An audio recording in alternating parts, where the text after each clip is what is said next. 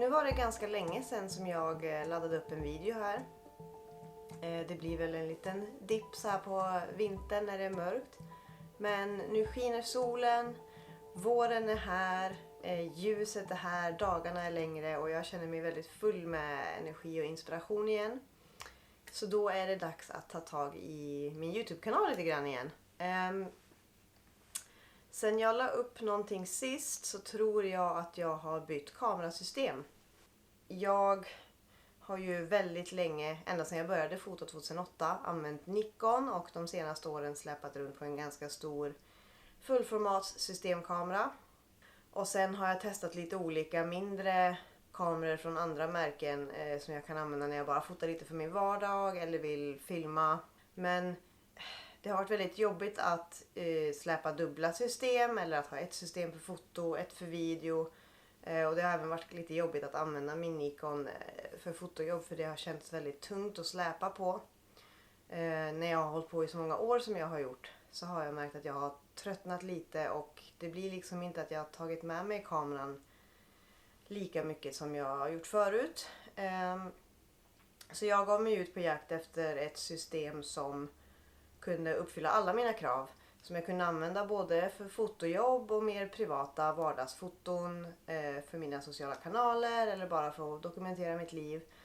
Men även för film och sådär. Och via en kollega så kom jag i kontakt med Olympus här i Sverige. Och nu har jag jobbat med dem i ungefär ett halvår. Jag började med att testa lite av deras kameror och objektiv för att hitta vad som passar mig.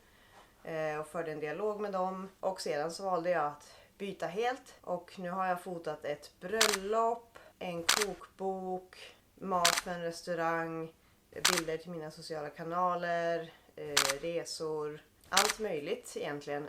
Jag är väldigt nöjd med kvaliteten, men framförallt så är det just att deras utrustning är mycket mindre, tar mindre plats i min väska, det väger mindre, vilket gör att det blir mycket lättare för mig att ta med min utrustning ut och jag vill ta med mig den ut igen, för den tynger inte ner mig. Jag får inte ont i rygg och axlar när jag bär den och den är lätt att ha på axeln och sådär. Så det funkar verkligen jättebra.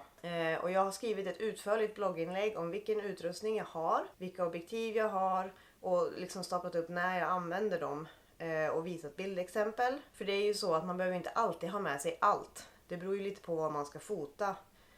Vilken typ av optik och utrustning man tar med sig ut. Så att oavsett om ni är Olympus-användare eller inte så ger inlägget en ganska klar bild av vad för typ av objektiv man använder i vilka sammanhang. Och det går att applicera på alla sorters märken. Så att kika gärna det. Jag länkar det här nere och kanske här uppe någonstans. Det är bara att hojta om ni har några frågor efter att ha läst det eller något ni vill veta mer om och sådär. Nu filmar jag på en EM5 Mark 2 och sen så har jag även en EM1 Mark 2 som är lite större och tyngre. Den här kameran är lite mindre och smidigare så den är min lilla vardagskamera. Och så använder jag den här för lite större fotojobb. Den klarar att ha dubbla vinneskort och den har ett rejält liksom, handgrepp och sådär. Och sen så är det här mitt favoritobjektiv. Deras 45 mm Pro bländare 1,2. Kvaliteten är helt fantastisk. Jag älskar att det bländare 1,2 så att jag kan använda den även i väldigt dåliga ljusförhållanden och få jättekort skärpedjup. Och den här har jag använt både till mat, inredningsdetaljer, detaljer i naturen, porträtt och sådär. Det är verkligen mitt mest använda objektiv. Och jag visar ganska mycket bilder tagna med det i mitt blogginlägg.